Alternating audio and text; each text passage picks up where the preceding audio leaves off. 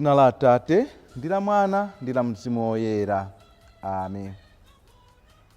Ndilandireni pano pa Tiyankhuleni Ambuye.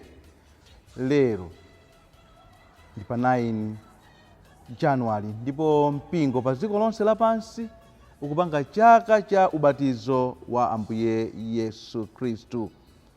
Uthenga wathu ndiwochokera mu Uthenga Wabwino wolembedwa ndi Mateyu woyera mutu 3 ndime ya 13 kulekezera ndime ya 17.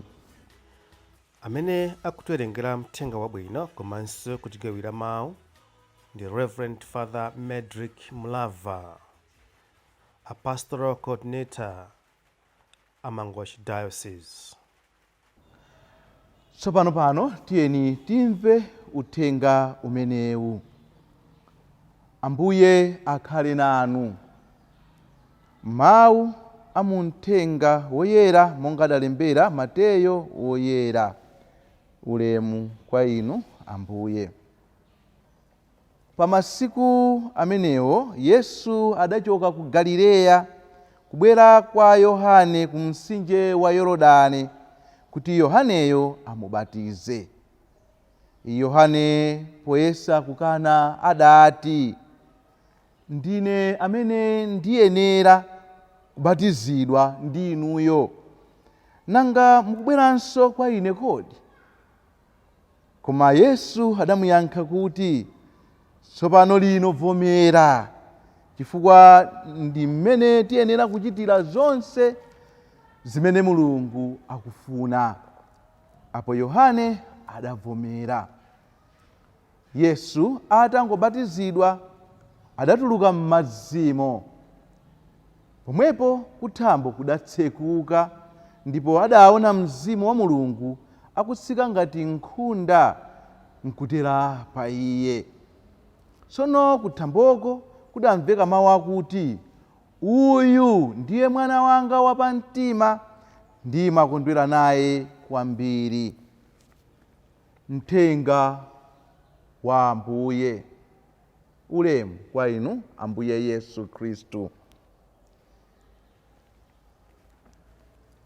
Abale ndi alongo okondedwa, lero mpingo wa Katolika ukuchita chaka cha ubatizo wa Ambuye Yesu Khristu.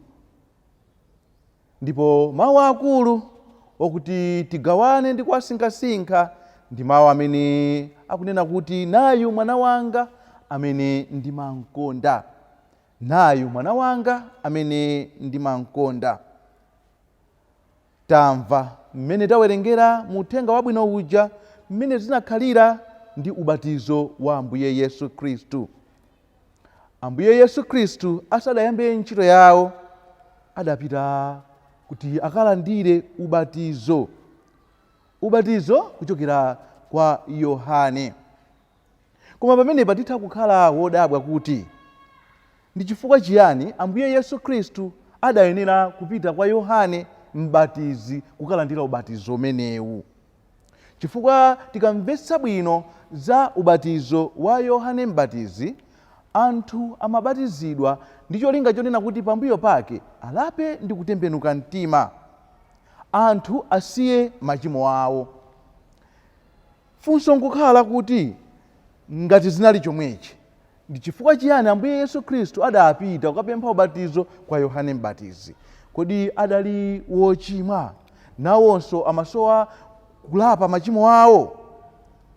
Yankho lake silimeneli ayi. Zona zake ndi zakuti tikuyenera kumvetsa bwino cholinga chimene Ambuye Yesu Khristu adabwerera pa dziko lino lapansi. Tisayiwale adabwera ndi cholinga chonena kuti atiyanjanisenso ndi Mulungu, atibwezerenso mu ubwenzi ndi Mulungu umene ife tinawutaya mwakunyada kwathu, mwakufuna kwathu, mwadaladala. Choncho Ambuye Yesu Khristu akubwera pakati pathu ndipo akutenga umunthu wathu pa zonse kupatula pa tchimo pokha. Ndipo tikudabwa lero kuti iwo akulandira ubatizo, akupempha ubatizo kwa Yohane mbatizi. Cholinga sichinali china ayi, cholinga chinali chomwecho chakuti afanefane nafe, atenge machimo athu, iyeyo awasenze kuchimwa kwathu, akutenge afanefane nafe, ngakhale Yesu anali wochimwa aoneke ngati nayenso ndi wochimwa. Ndi cholinga chomwecho kuti pakutero tiyende naye limodzi kuti nafenso tikalandire chipulumutso. Cholinga chinali chimenecho. Ambuye Yesu Khristu sadali wochimwa, ayi, sadasowe ubatizo wa Yohane Mbatizi ndi cholinga chonena kuti alape kapena kuti atembenuke mtima kuti adali wochimwa, ayi. Pamenepa pali phunzironso lalikulu limene inu ndine tikuyenera kuphunzira.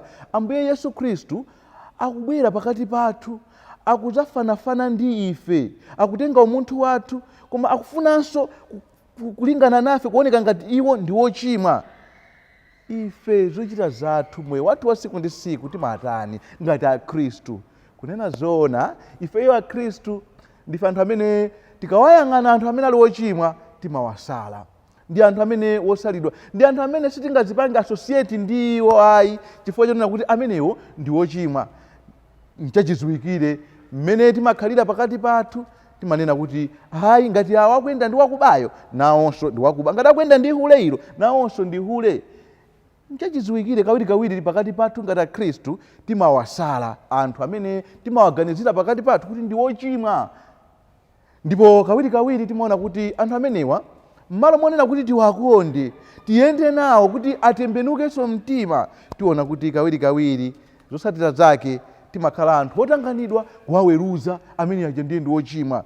Mwinanso kulengeza kwa anthu ena zakuyipa kwawo kuti anthu adziwe kuti kodi amene yuyu khalidwe lake ndi lotani.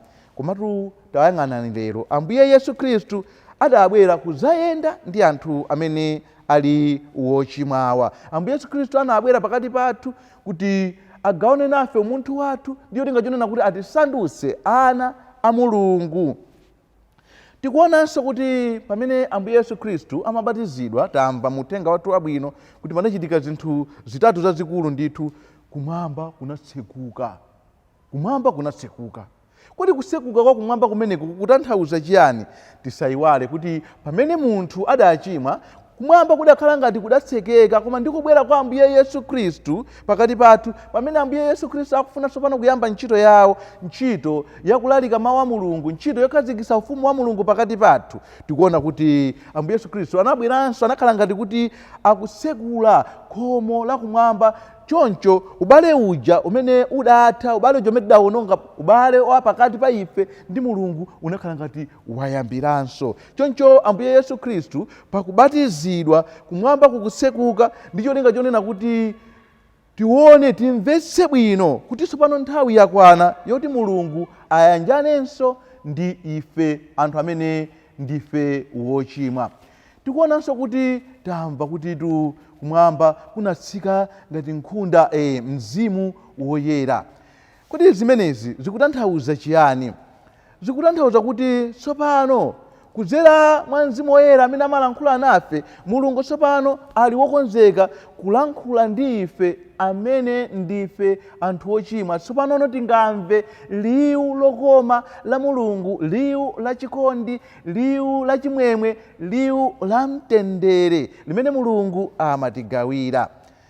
Tikumvanso kuti pamene Ambuye Yesu Khristu anabatizidwa paja, mawu ochokera kumwamba adamveka, uyu ndiye mwana wanga wokondeka amene ndimakonda.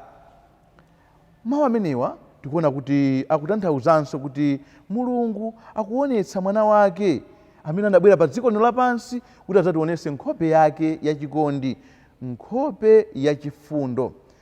Pamene lero tikupanga chaka chimenechi cha ubatizo wa Ambuye Yesu Khristu, tisayiwale ifenso tikukumbutsidwa tsiku lija limene nafenso tidalandira ubatizo, tsiku lija limene tidasanduka akhristu, tsiku lija limene tidasanduka ana a mbumba ya Mulungu.